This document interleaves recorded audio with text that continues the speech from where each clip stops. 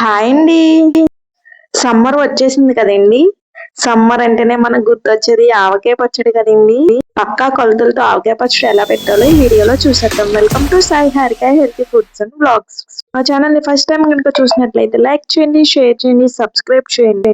ముందుగా మామిడికాయలని చిన్న చిన్న ముక్కల కింద కట్ చేసి ఒక క్లాత్ లో వేసి ఫ్యాన్ గాలికి ఆరనివ్వాలి. ఆరిన మామిడికాయ ముక్కలని ఒక గిన్నెలోకి వేసేసుకోవాలి.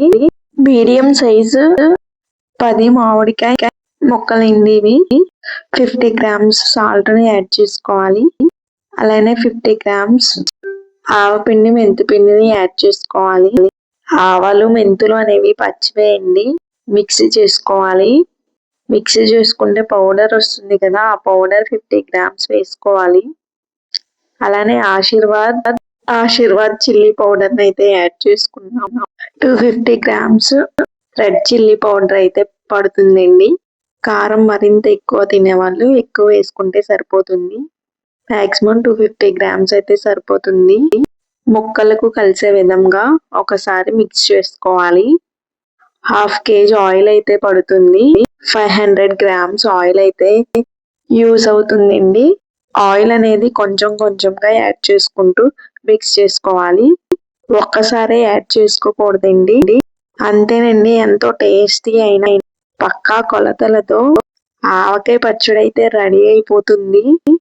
టేస్ట్ అయితే ఆసంగా ఉందండి.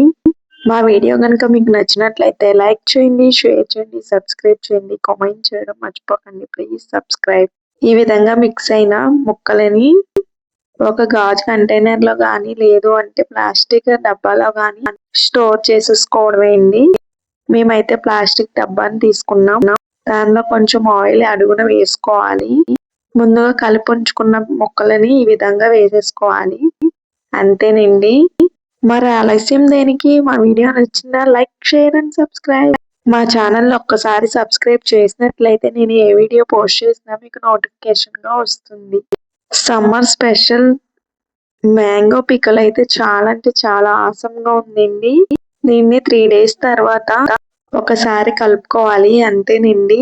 ఆఫ్టర్ 3 days తర్వాత యూజ్ చేసేసుకోవడమే పచ్చడి అనేది. నాకైతే చూడగానే ఎప్పుడెప్పుడు తిందామా అని అనిపిస్తుందండి. మరో వీడియోతో కలుసుకుందాం. Bye bye. Thank you for watching.